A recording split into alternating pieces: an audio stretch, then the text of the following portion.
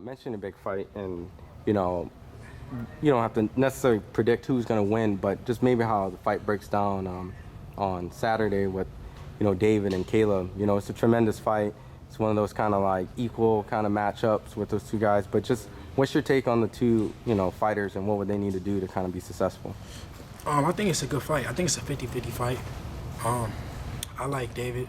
I'm friends with David. I like Caleb. I'm friends with Caleb. Mm-hmm. So I just want the best man to win that fight. I think it's a good fight. Has great promotion, big. A lot of people are talking about it. It just depends what fight Caleb fights, what fight Davis fights. We got to see, but may the best man win.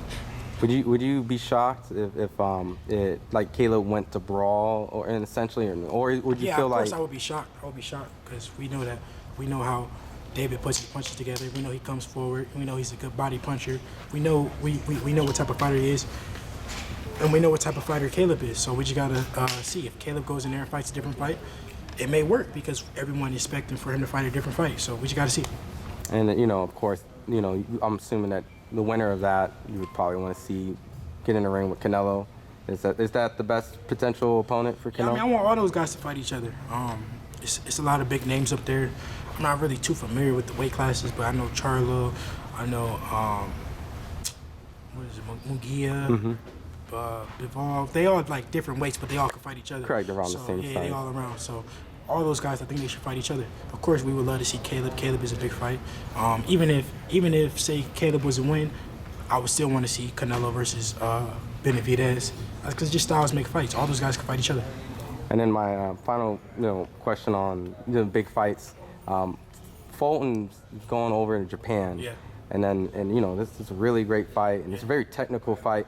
A lot of those two guys have a lot of boxing IQ, like you.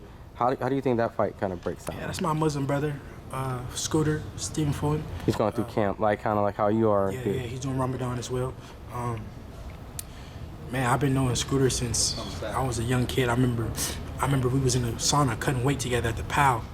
Like, I think I was probably like 12, 13 years old. He was older, obviously. So I've been knowing Scooter for a long time. I'm rooting for him. I want him to go over there and be victorious. We all know Monster is a monster, but I'm rooting for Scooter. And my very last question, and just when it comes to a lot of the young kids coming out of the nationals, you've been through the amateur and all that stuff. The finals and things are coming through, and some of these guys are starting to turn professional and things like that.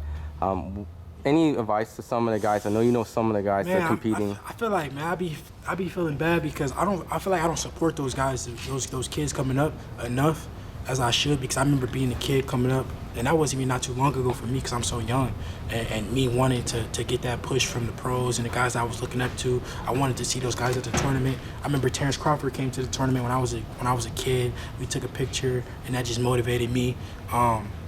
So I want to support those young kids more. So, I want to go to the tournaments and, go to the local shows and do that, because those kids be just needing that extra push, to keep going. Well, appreciate the time, champ. Where can they follow you on social media if they want to get a little bit more of the dream? Instagram, Devin Haney, Twitter, Devin Haney. Awesome. Appreciate it, champ.